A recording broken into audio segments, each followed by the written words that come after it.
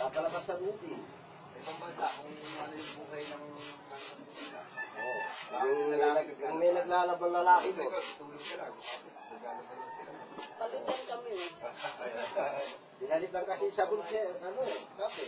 Siya kanila, pagkatapos ako naman. Alam mo, ang buhay dito sa Maynila, ganyan lang naman. Pag nangupahan ka, kailangan kumilos ka nga, may pambayad ka sa OPA. Eh, saan mo kagilapin yung 2005? Oh. Pag hindi ka makabayad, eh, palayasin ka na may-aring bahay na yan. Wala po, ulirang asawa. Nag-aalaga po ako ng 5 kong anak. Hindi na sila kumakain sa isang araw, bihira na sila kumain. Siguro sa isang araw, kakain na lang sila, sa gabi na lang. Sa umaga, mag-aalmusal na lang sila, tinapay. Wala na silang tanghalian.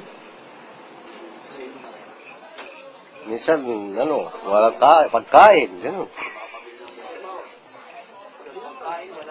Oo. Minsan, nagugutom. Oo. Yung mga kahirapan talaga. Siyempre, gusto ko rin sila magkaroon ng magandang edukasyon, magkaroon ng magandang buhay,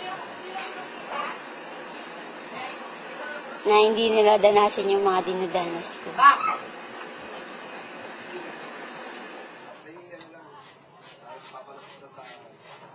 Papalabas sa ubi. Ibang bansa, kung ano yung buhay ng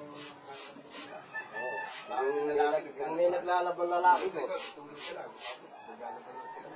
Palitan kami. Dinalitan kasi sa bulse, kape. Siya kanila, pagkatapos ako naman. A lot of structural adjustment policies were being implemented, including here in the Philippines in the 1980s. And during the implementation of that project, we found out that there was not adequate data to really look at the impact at the micro level. Censuses and surveys were just giving data at the regional and national level, but we were not able to get information to be able to assess the impact of all these policies at the household level. So we came up with a monitoring system that would allow us to do that, and that is the community-based monitoring system. There are actually several objectives of CBMS. One of them is really to be able to reduce poverty by promoting evidence-based decision-making, so that we would really be able to identify who and where the poor are, and after diagnosing the extent of poverty, being able to formulate appropriate interventions and then be able to assess the impact of all these interventions. We came up with an initial list of indicators relating to the different dimensions of poverty, and then these were subjected to various consultations. So we consulted different sectors, government, both national and local. We consulted academe, non-governmental organizations, and other stakeholders, and we came up with this core set of indicators. With the local government code, which was passed in 1991, many of the functions of the national government has been devolved to local government units. So we also see CBMS as a tool for improving local governance. The local government units get what we call the internal revenue allotment, a share of the national revenues from the national government, which they use together with their own internally generated revenues to be able to address the needs of their constituents. Many local government units had responded to it. There was a warm appreciation of how they can use it and the benefits that they will derive from using the CBMS. The CBMS is not entirely costless. There are some costs to implementing CBMS, and we thought that the best way to institutionalize it is if the local government units can take the lead in implementing it, because then cost will be shared across the different levels of government. It's not as costly as compared with other survey instruments. The financial aspect of the implementation is being shouldered by the local government. And so what we're saying with our municipal mayors is that let's be partners in the implementation of this. You should allocate part of your budget. The data that we generate are very different from the data generated by the CBMS, because the CBMS generates household level data. We used to do sampling only, say 20% of the total households in the community which will be used as representative of the community.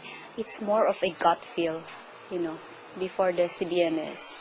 When you are a politician and you are asked by some quarters to do this and to do that, sir, we need this, we need that, and they don't have anything to rely on, they would say, yes, okay, you will be needing this, so I will give you this. Of course, we have always to use politics to implement our CBMS because we are the one allocating funds. Because the typical thinking of a politician is that they would provide programs and projects that would be visible to the electorate. As an initiative in the context of the Philippines, a lot of people, including a lot of development agencies, are searching for a way of taking some of the politics out of targeting. Favorite investments of legislators are infrastructure projects, where easily money could go down the drain because of leakages, corruption. It's true that people from the community might want to manipulate the data to show a situation worse than the actual, to be able to get more resources or more assistance from outside.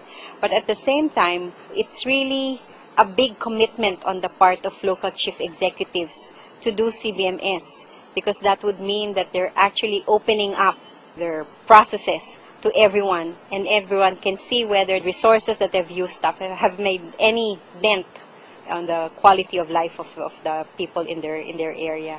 The people know the real problem of the locality, and if the chief executive do not implement projects that will intervene with the problems of the locality, well, this is a very big problem. Bakit na mayor gagawa ka nito hindi mo naman kailangan? Nung una akong mag-upo, akala ko kailangan kong magawa ng mga istruktura para sa aking accomplishment. Pero hindi pala. Ang kailangan pala talaga ay puntahan, itap ang koneksyon ng tao, itap ang koneksyon ng isang pamunuan sa pangangailangan ng kanyang barangay. When yung 7MS ay natapos, nagkaroon kasi ng mga na-determine yung mga problema namin like out of school youth, unemployed. Nasa sense namin yung ibang problema before CBMS. But actually, we have no organized data at wala kaming verified data through the grassroots level. Kasi kung nag-gathered muna lahat ng mga data ng mga tao natin dito sa mga naninira dito sa Bayan Santa Elena, at least nalalaman ko ang sino ang dapat bigyan muna ng tulong. Yung pumasok po yung sa BMS, din nalaman ko po na bawat area sa lahat po ng sulok ng, kumbaga ng barangay namin, lahat po ng bawat purok nalaman po yung kung paano sila naging malnourished, ganun.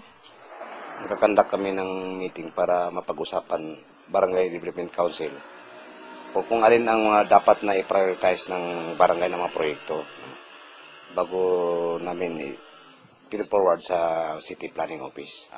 Dati ang problema namin, karsada, hindi pala yon. Ang problema namin dati, artisan well, hindi pala yon. Dati ang problema namin, peace and order, hindi pala yon. Ngayon, nung na-introduce ang CBMS, nakita ang tunay na problema, na-identify yung problema sa feed ng mga